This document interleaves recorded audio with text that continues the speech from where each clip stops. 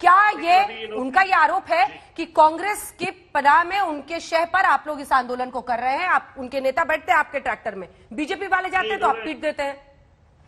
इन्होंने खुद ही जवाब दे दिया कि ये तो किसान हो ही नहीं सकते। बिल्कुल ठीक है। और बार बार आप कहते हो ये आंदोलनकारी भी किसान नहीं है, किसान तो अपने खेत में काम कर रहा है।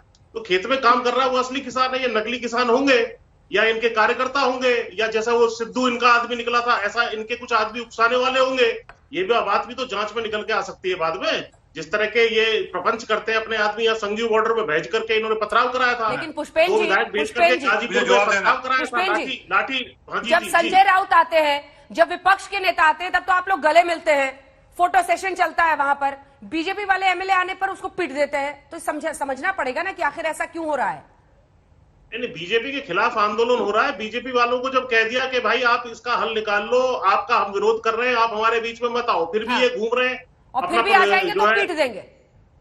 अगर आप विरोध करें हमारे बीच में मत आओ। सुनिए, अभी आपने कहा कि आके बात क्यों नहीं करते? एक सेकंड आरपी से, अभी आपने कहा कि बात क्यों नहीं करते हैं और बीच में आएंगे तो आप कह रहे फिर तो क्यों आ गए बीच में, तो आप पीट देंगे। मैंने कहा है, ये तो आप कह रहे हैं कि मैं कह रहा हूँ इन्हीं के आदमियों का जो है ये ड्रामा निकलेगा बाद में, देख लेना आप कि भाई इन्होंने अपने आदमी भेज करके 4 लोगों से पथराव करा दिया और लोगों को उकसा दिया कर दिया। तो वो जांच का विषय है। इस तरह की घटनाएं हुई हैं जिसमें यही निकले बाद में, अंत में इसके पीछे कोई ना कोई साजिश निकलेगी। आलोक जी को एक बार, उसके बाद से आरपी सिंह साहब मैं फौरन आपसे जवाब लूंगी। आलोक जी, उनका कहना है कि कैप्टन के शय पर ये हो रहा है और ये भस्मासुर जो वो पाल रहे हैं वो एक दिन उल्टा उन्हीं को पड़ेगा। देखिए, मुझे लगता है अंजना जी ये विषय बहुत गंभीर है। ये कोई छोटी मोटी घटना नहीं है कि एक चुना हुआ नुमाइंदा उसके साथ इस तरह की घटना हो। इसको बहुत सीरियसली लेना पड़ेगा। हमने 300 से ज्यादा लोगों के ऊपर एफआईआर की और 307 धारा लगाई। 307 मतलब अटेम्प्ट टू मर्डर। ये बिहार नहीं है कि वहां पर पुलिस जो है महिलाओं को, विधायकों को घसीट कर बाहर खींचेगी और बीजेपी के विधायक बाहर खड़े होकर हंसेंगे। ये बिहार नहीं, ये पंजाब है। पहली चीज। दूसरी चीज, कैप्टन साहब की बात आपने कही, हमने तो पूरी तरह से देखिए, अभी भी विजुअल्स आज तक पे चल रहे हैं। पुलिस हर कोशिश कर रही है कि उसको बचाया जाए और पुलिस ने ही उनको बचाया है, नहीं तो उनकी जान को खतरा था। अब आते हैं कि क्या कारण है कि नक्सली कहा गया, उनको आतंकी कहा गया, खालिस्तानी कहा गया। एक दिल्ली के सांसद थे जिन्होंने उनको बेवड़े कहा और वही सांसद 2 घंटे के बाद अमित शाह जी को माला पहनाते हैं महरौली में। पानी इनके ऊपर बौछार, लाठीचार्ज इनके ऊपर, आंसू गैस इनके ऊपर, चीन से फंडिंग, पाकिस्तान से फंडिंग, इनकम टैक्स के नोटिस, ये सब भी तो कांग्रेस नहीं दिए। अब कह रहे हैं साहब कैप्टन साहब के इशारे पे हुआ है।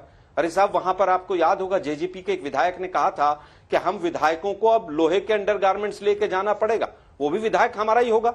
हालात आप समझ नहीं रहे कि किसान कितना आपसे नाराज है।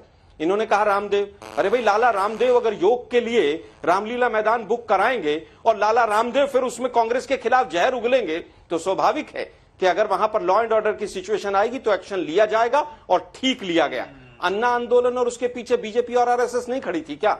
हम आज पूरी तरह से किसानों के साथ खड़े हैं, इसमें कहीं कोई दो राय नहीं है कि हम पीछे हैं। 300 लोगों के से ज्यादा के खिलाफ एफआईआर हुई है, जांच होने दीजिए। बीजेपी के और अकाली के लोग मिलेंगे इसके अंदर। आप देखिएगा किस तरह से लाल किले के ऊपर जो हुआ वो भी कांग्रेस ने करा दिया था। अरे भाई, दिल्ली पुलिस यहां पर खड़ी होकर देख रही थी चारों तरफ से। आप कह रहे हैं कि साहब इनकी तो ये किसान ही नहीं है, मुट्ठी भर लोग आ गए हैं, किसान तो खेतों में काम कर रहा है।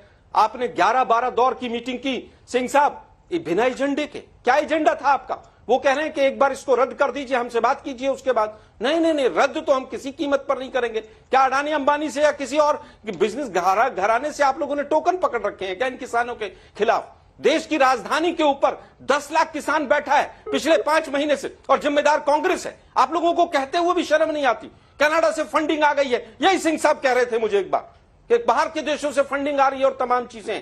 मुझे बताइए कि एनआईए के नोटिस कब भेजेंगे कि जिन लोगों ने कपड़े फाड़े हैं उनके खिलाफ एनआईए के नोटिस भेजिए, जांच करवाइए किसने पैसे लेकर कपड़े फड़वाए। अरे भाई, आप सीरियसनेस तो समझिए। अन्नदाता है वो, अन्नदाता है वो। कब तक आप झूठ बोलेंगे? 250% खाद के कट्टे की कीमत बढ़ा दी आपने, लाखों करोड़ रुपए डीजल के ऊपर बढ़ा लिया। भाइयों बहनों मित्रों, डबल कीमत कर देंगे हम, किसान की आय दुगनी कर देंगे। भाई कैसे हो जाएगी? आय तो लगातार घट रही है। आप ही के लोगों ने कहा ना ये आतंकवादी है, खालिस्तानी है, पता नहीं क्या क्या है ये।